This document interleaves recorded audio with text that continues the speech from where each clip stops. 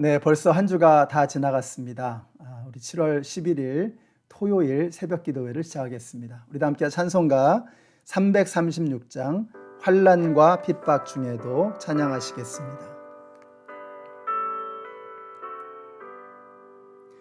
환난과 핍박 중에도 성도는 신앙 지켰네. 이 신앙 생각할 때에 기쁨이 충만하도다. 성도의 신앙 따라서 죽도록 충성하겠네. 옥중에 매인 성도나 양심은 자유 얻었네. 우리도 고난 받으면 죽어도 영광 되도다. 성도의 신앙 따라서 죽도록 충성하겠네.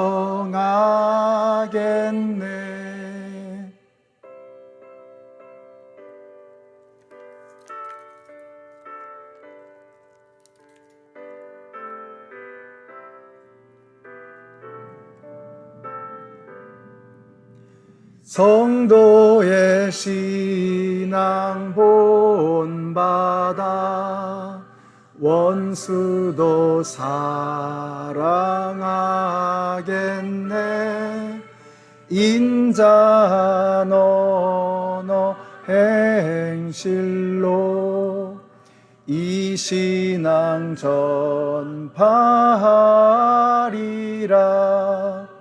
성도의 신앙 따라서 죽도록 충성하겠네. 아멘.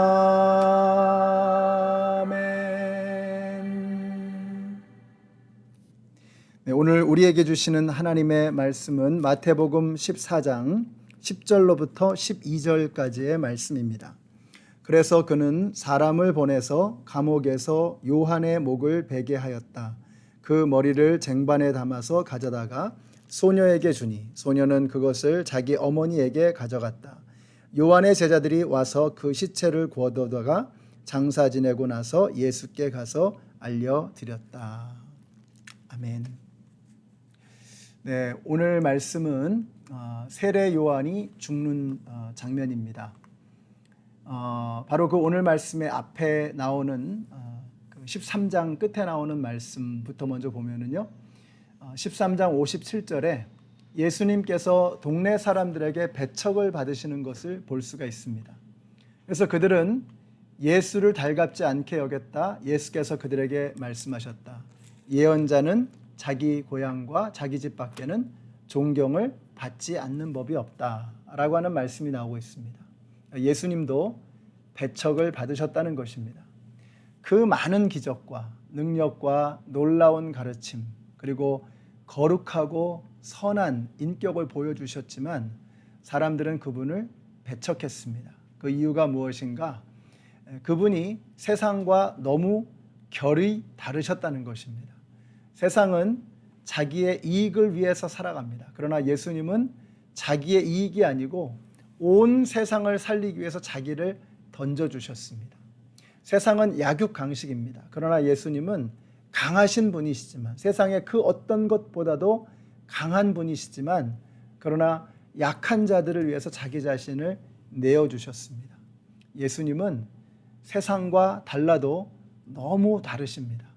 그래서 세상은 예수님이 불편했습니다. 그래서 세상은 예수님을 핍박했고 나중에는 십자가에 못 박아 죽이기까지 했던 것입니다. 물론 처음부터 그랬던 것은 아닙니다. 예수님은 어려서부터 하나님과 사람들에게 칭찬받고 사랑받으셨습니다. 근데 언제부터인가 예수님이 핍박을 받기 시작하십니다. 예수님이 나사렛에서부터 공적인 삶을 시작하시면서부터입니다. 사람들에게 복음을 가르치시고 말씀을 전하시고 또 잘못된 전통을 깨우치시고 바로잡아 주셨습니다. 그리고 하나님의 뜻이 무엇인지를 설파하시고 회개하라고 천국이 가까웠다고 말씀하시고 선포하셨던 것입니다.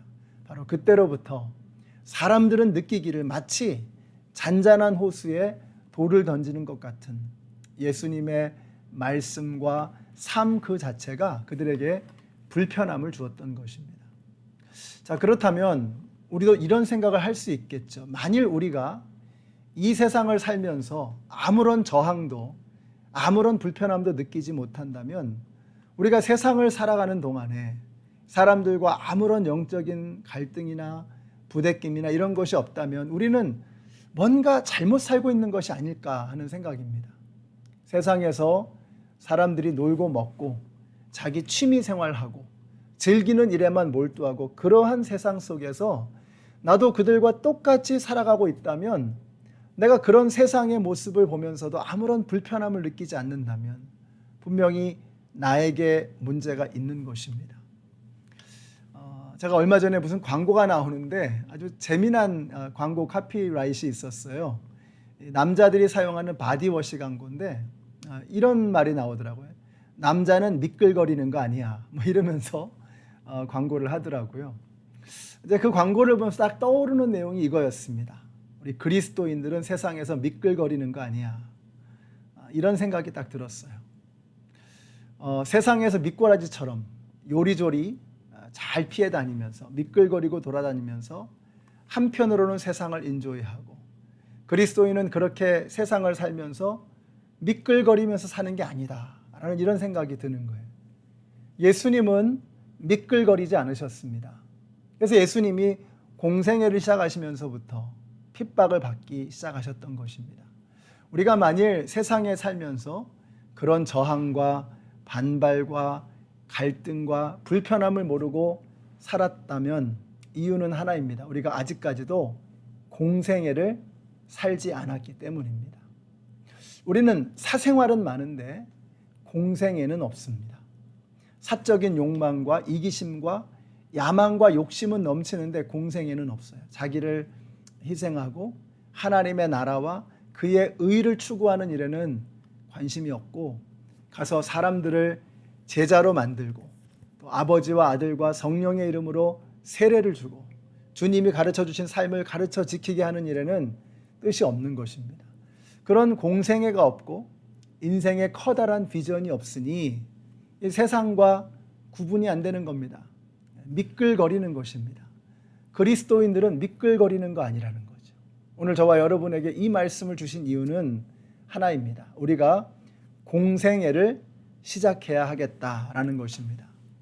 13장의 끝에서는 예수님이 고향에서 배척받으시는 이야기가 나오고 오늘 우리가 읽은 그 14장의 말씀에서는 세례 요한이 죽임을 당하는 장면이 나옵니다. 세례 요한도 하나님의 뜻을 따라서 살다 보니 세상이 그를 미워했던 것입니다. 마침내 그는 죽음에 이르게 된 것이죠.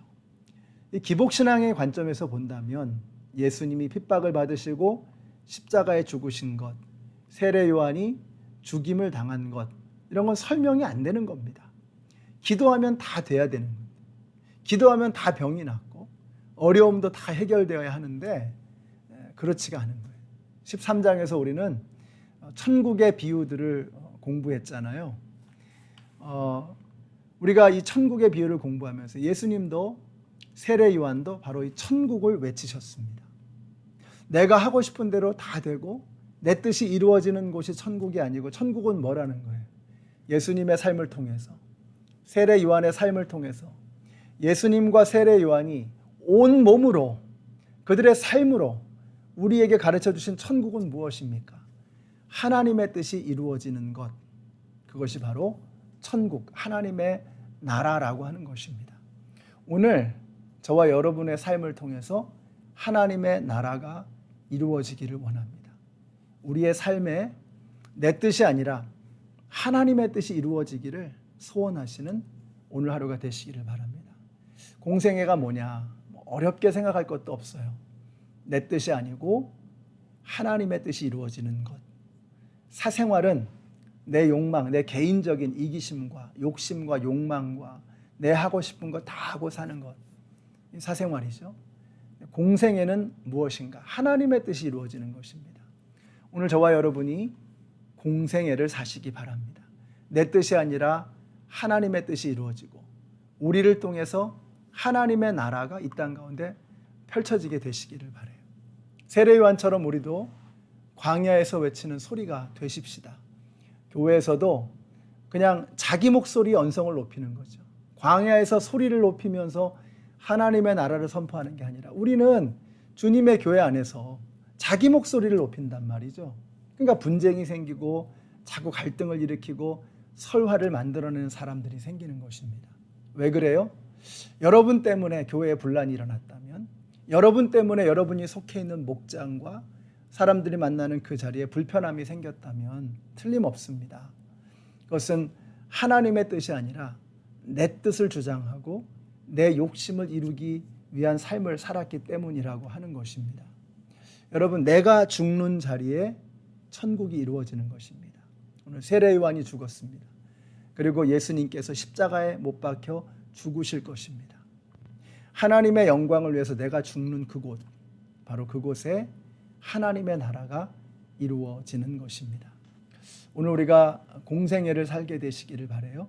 세상과 결이 다른, 세상과는 뭔가 좀 잘 안 맞고 세상 사람들이 세상적인 이야기를 할 때 뭔가 좀 불편하고 내 존재가 그들에게도 뭔가 불편함을 느낄 수 있게 하는 그러한 삶이 되어야 하지 않을까 하는 생각이 듭니다.